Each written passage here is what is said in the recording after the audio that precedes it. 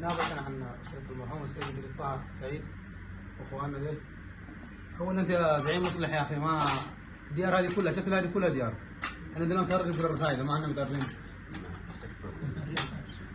اول كسل هذه كلها اي مشان تخش شماليين، جعالين، رشايده، بني عامر. انت الرجال غذيت يا مصلح، غذيت رمز من رموز السودان. وقفت مع الجيش السوداني والله بالامانه في حرب الكرامه يشهد بها الغرب والشرق. وحنا معنا قايلين لو تكلمنا فيك يا مصلح يا بكره انت واللي معك والله ما نعطيك حقك.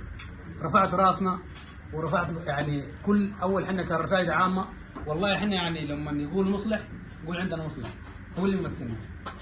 بالامانه احنا جيت كاد يا مصلح فوق راسنا، وانت ديارك يا مصلح، ومرحبا بك في ديارنا، وان شاء الله تكون قيامه سعيده. ونيابه عن اسره المرحوم يرحبوك ثاني. وخضر هذه يقول العزومه هذه برضه يعني ما هي مقبوله. حقت عمر هذه ما هي مقبوله، يقول ثاني لازم يكون في مكان ثاني باذن الله. ان شاء الله. يعني لو قاعد يعني لانه هو دلوقتي الرجل قال لي يا اخي لو جو مستعجلين. نرتب ان شاء الله. والله يجزاكم خير وبارك الله.